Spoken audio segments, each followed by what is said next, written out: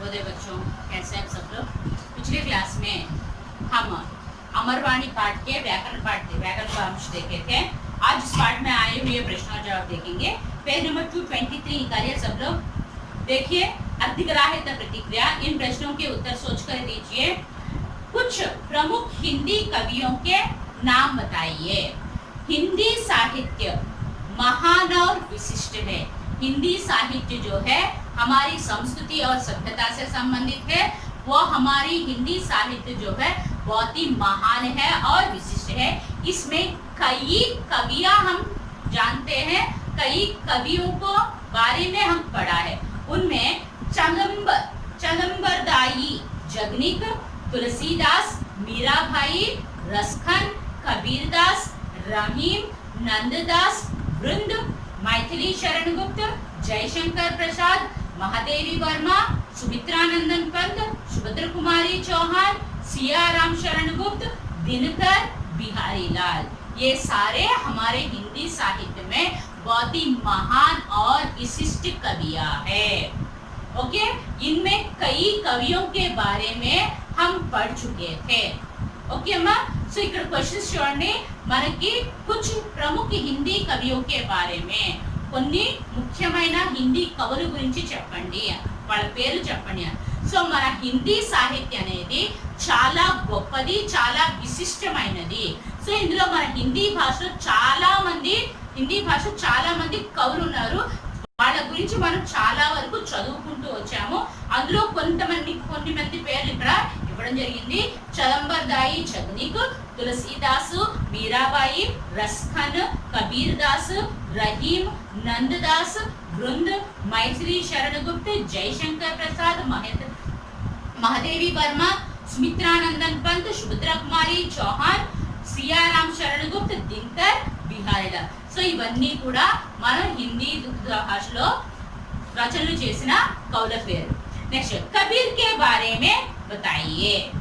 कबीर के बारे में आप क्या जानते हैं बताइए कहकर पूछा गया. तो हिंदी साहित्य में कबीरदास को बहुत ही महत्वपूर्ण स्थान है. कबीर के जन्म और मृत्यु के बारे में कई मतभेद है. कोई भी ऐसा कह नहीं सकता इस महीने में, इस साल में कबीरदास की मृत्यु हुई, इस महीने में, इस साल में कबीरदास का जन्म हुआ. कई मतभेद, कुछ किताबों में कुछ होता है और कुछ किताबों में कुछ होता है. तो इसके बारे में कई मतभेद है. फिर भी कुछ विद्वानों के अनुसार, कुछ महान व्यक्तियों के अनुसार कबीरदास का जन्म जो है सन 1398 में माना जाता है. माना है कि वो एक हिंदू परिवार में जन्म लिए थे, लेकिन उनको मूला नक्षत्र में पैदा होने के कारण उनका जन्म जो है अशुभ माना गया है. इसीलिए उनके माता पिता कबीरदास को त्याग दिए, छोड़ दिए. तो तब नीरू और नीमा नामक एक जुलाहा दंपति ने उनका पालन पोषण किया था. कबीरदास जो है, कबीरदास के गुरु का नाम है रामानंद है. तो कबीरदास रामानंद के पास जाकर उनके सेवा करके उन्होंने विद्या को प्राप्त किया. कबीर इतने पढ़े लिखे नहीं थे, ज्यादा पढ़े लिखे नहीं थे, लेकिन वो ज्ञानार्गी शाखा के भक्ति काल के कवि थे. वो अपने अनुभवों को ही जानते हैं, माने उनको जो बहुत सारे अनुभव है, उन्हीं के आधार पर वो कई रचनाएं लिखे थे. इनकी समस्त कृतियां जो है, समस्त कृतियां 3 भागों में है. साखी, समयनी, पदावली. इनका काव्य संग्रह जो है बीजक है. इनका मृत्यु जो है 1528 के बीच में 28 को माना जाता है. ఓకే అమ్మా, కబీర్దాస్ గురించి మీకేం తెలుసు అని అడుగుతున్నారు. సో కబీర్దాస్ గురించి రాయమని చెప్పారు. సో కబీర్దాస్ ఎప్పుడు జన్మించారో ఎప్పుడు చనిపోయారో మనకి కరెక్ట్ గా ఐడియా అయితే లేదమ్మా. ఎవరు కూడా ఈ డేట్ లో పుట్టారు, ఈ సంవత్సరంలో పుట్టారు, ఈ మంత్ లో పుట్టారని మనం చెప్పలేము. అలానే ఈ డేట్ లో చనిపోయారని కూడా మనకి ఏమీ తెలియదు. అయినప్పటికీ కూడా కొంతమంది గొప్ప వ్యక్తుల యొక్క ద్వారా కబీర్దాసు 1398 లో పుట్టారని చెప్పడం జరిగింది. సో ఆయన మూలా నక్షత్రంలో పుట్టడం వల్ల వాళ్ళ పేరెంట్స్ ఆయన అశుభం అని చెప్పి ఆయన్ని వదిలేశారు. అప్పుడు నీరు ఆర్ నీమా అనే జులాహా దంపతి, అంటే జులాహా అంటే బట్టలు నేసేవారు, ఆ దంపతులు ఆయన్ని దత్తత తీసుకొని ఆయన్ని పెంచుకున్నారు. సో ఆయన కబీర్ దాస్ కి గురువు ఎవరు అంటే రామానంద్. ఆయన అంత ఎక్కువ కబీర్ దాస్ అంత ఎక్కువగా చదువుకోలేదు, కానీ ఆయన జ్ఞాన్మార్గి శాఖలో భక్తి కాలానికి చెందిన కవి. ఈయన రాసిన అన్ని రచనలన్నీ కూడా ఈయన చదువుకోకపోయినా సరే ఆయన అనుభవాలనే ఆయన రచనలుగా రాయడం జరిగింది. సో ఈయన రాసిన రచనలన్నీ కూడా 3 భాగాలుగా ఉన్నాయి. అవి సాఖి, రామాయణి, ఇంకా పదావళి అని అంటారు. సో ఈయన కావ్య సంగ్రహం బీజక్ అనేది చాలా ప్రసిద్ధి చెందినది. ఇంకా ఆయన మృత్యు అనేది 1528లో ఆయన చనిపోయారని కూడా మనకి చెప్పడం జరిగింది. ओके अम्मा, नेक्स्ट अभ्यास का क्या महत्व है? अभ्यास यानी प्रैक्टिस, साधन का क्या महत्व है कहकर पूछा गया. तो यहाँ पर मानव जीवन में अभ्यास का महत्वपूर्ण स्थान है. अभ्यास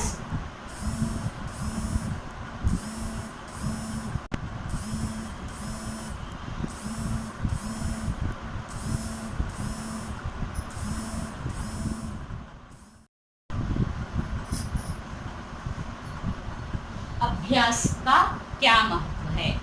अभ्यास यानी साधन का क्या महत्व है? साधन यानी प्रैक्टिस.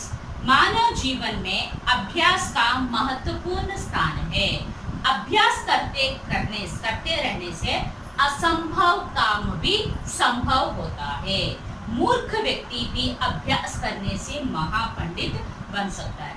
महाकवि वाल्मीकि ही इसका सच्चा उदाहरण है. तो देखिए, अब मानव जीवन में अभ्यास यानी प्रैक्टिस का बहुत ही महत्वपूर्ण स्थान है. प्रैक्टिस करने से, साधन करने से हर एक व्यक्ति, कोई भी व्यक्ति भी असंभव कार्य को, इम्पॉसिबल को भी पॉसिबल कर दिखा सकता है. मूर्ख व्यक्ति, मंदबुद्धि व्यक्ति भी अभ्यास करने से महापंडित भी बन सकता है. इसका सच्चा उदाहरण हमारे सामने है, वो है महाकवि वाल्मीकि. कविवर वृंद जी भी इस विषय का समर्थन करते हुए कहते हैं कि शिला पर निशान पड़ना बहुत मुश्किल है. माने पत्थर पर निशान पड़ना बहुत ही मुश्किल है, लेकिन हम बार बार खींचने से, रस्सी की रगड़ से रस्सी जो है पत्थर को काट सकता है. बार बार करने से रस्सी जो है, रस्सी का रगड़ के वजह से पत्थर पर निशान पड़ जाता है. माने उस निशान पड़ना बहुत ही मुश्किल. इसलिए अभ्यास के द्वारा, माने कंटिन्यू बार बार करने से रस्सी का निशान पत्थर पर. तो यही कोई भी काम जो है हम बार बार करने से वो हमारे लिए आसान हो जाएगा. बार बार करने से असंभव को भी हम संभव कर दिखा सकते हैं. సో అభ్యాస్ యొక్క గొప్పతనం ఏంటి, సాధన వల్ల ప్రాక్టీస్ యొక్క గొప్పతనం ఏంటి అని అడుగుతాను. సో మనిషి జీవితంలో అభ్యాస్ అంటే ప్రాక్టీస్ కి చాలా ఇంపార్టెంట్ ప్లేస్ ఉంది. ప్రాక్టీస్ చేయడం వల్ల ఇంపాసిబుల్ ని కూడా మనం పాసిబుల్ చేసి చూపించవచ్చు. మూర్ఖ వ్యక్తి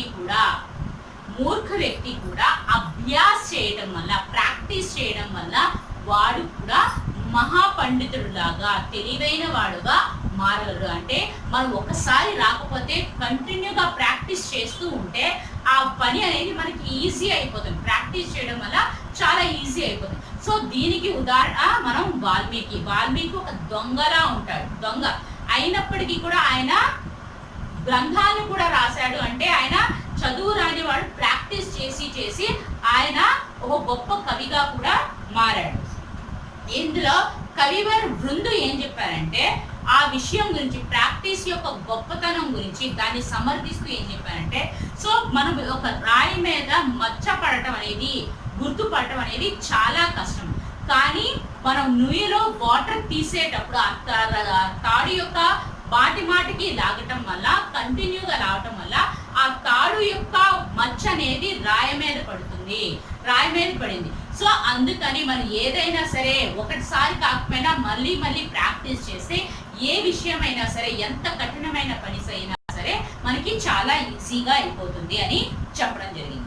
ओके अम्मा, पाठ पढ़कर उत्तर दीजिए। भाव से संबंधित दोहा लिखिए। चलिए, सुख में ईश्वर का ध्यान रखने वालों को दुख नहीं होता। सुख में ईश्वर का ध्यान रखने वालों को అంటే సుఖంలో ఉన్నప్పుడు కూడా భగవంతుడిని గుర్తు పెట్టుకునే వాళ్ళకి దుఃఖం అనేది రాదు. దానికి సంబంధించిన దోహా చెప్పండి అని. दुख में सुमिरन सब करे, सुख में करे ना कोई, जो सुख में सुमिरन करे దుఃఖ కాహే కోహోయ్ అంటే మన సుఖంలోనే దుఃఖంలోనే కాదు సుఖంలో కూడా భగవంతుడిని కోరుకుంటే, భగవంతుడిని గుర్తుపెట్టుకుంటే, భగవంతుడిని మనం ధ్యానిస్తూ ఉంటే మనకి దుఃఖం అనేది రాదు అని దీని అర్థం.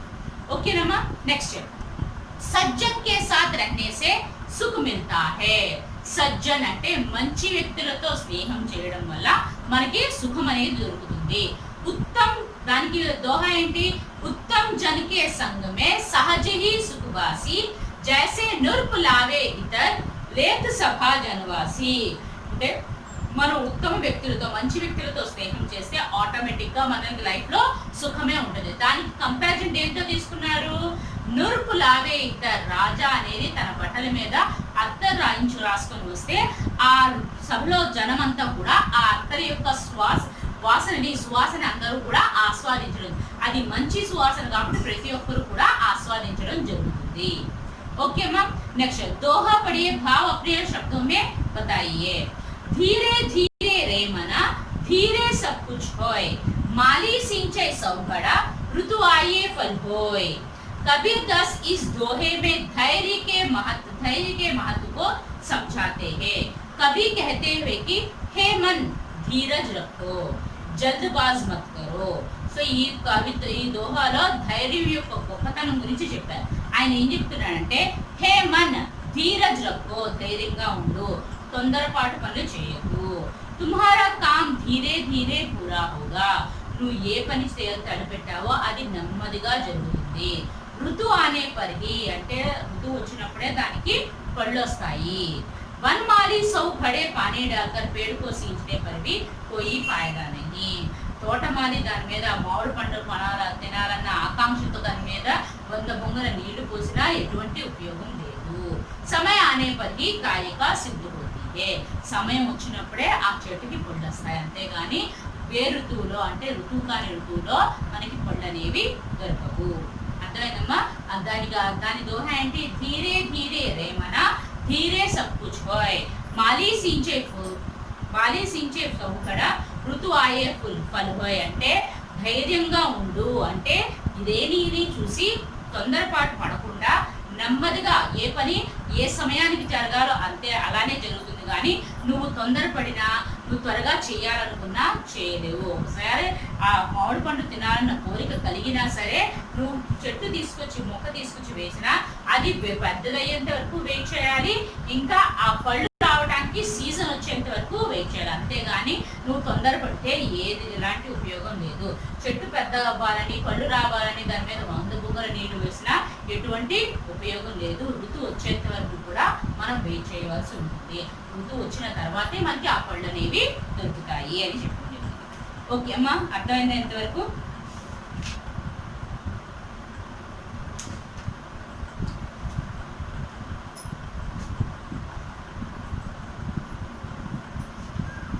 नेक्स्ट चौड़े अभिव्यक्ति सृजनात्मक। कबीर की दृष्टि में किसी काम को धीरे धीरे करना, इसका क्या तात्पर्य है? सो यहाँ पर कबीर दास जी कहते हैं कि सारे काम धीरे धीरे निश्चित समय पर ही होते हैं।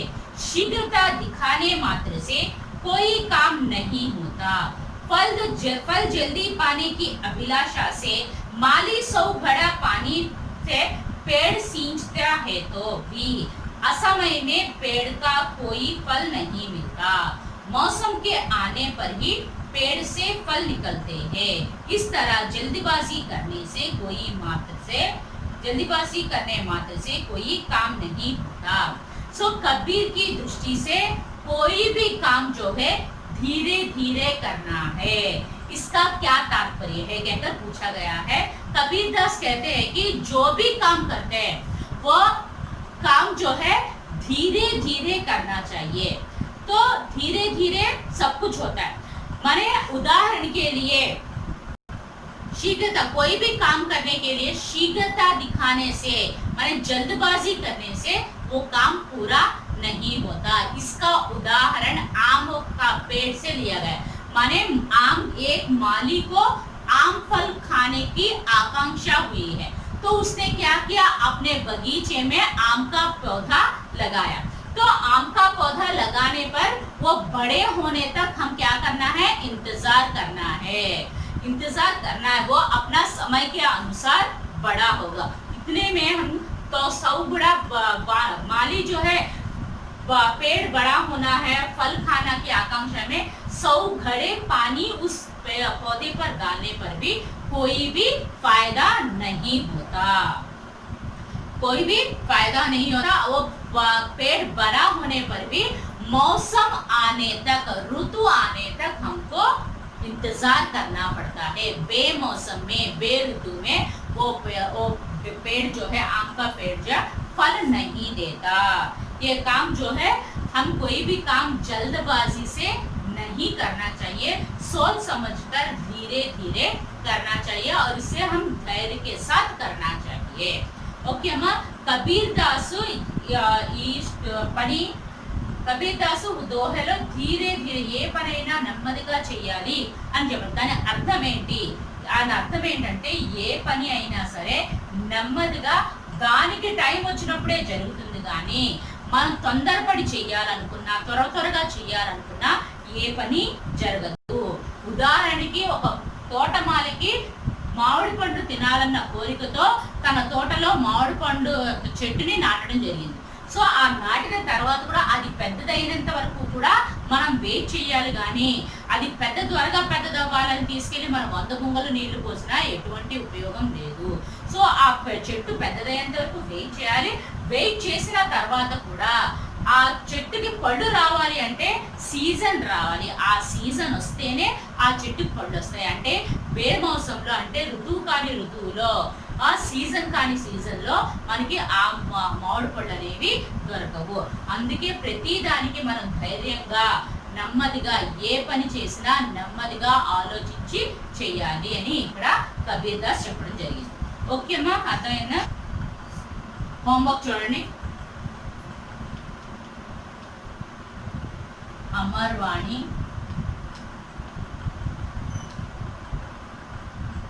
అర్థగ్రాహ్యత,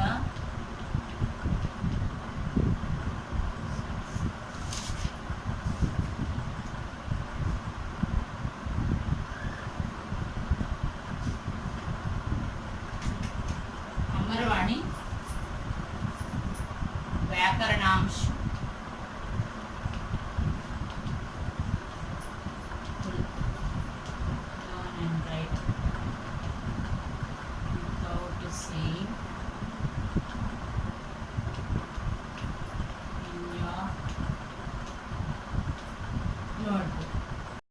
అమర్వాణిలో వ్యాకరణాంశం మొత్తం చదివి చూడకుండా మీ హోంవర్క్స్ లో రాయండి.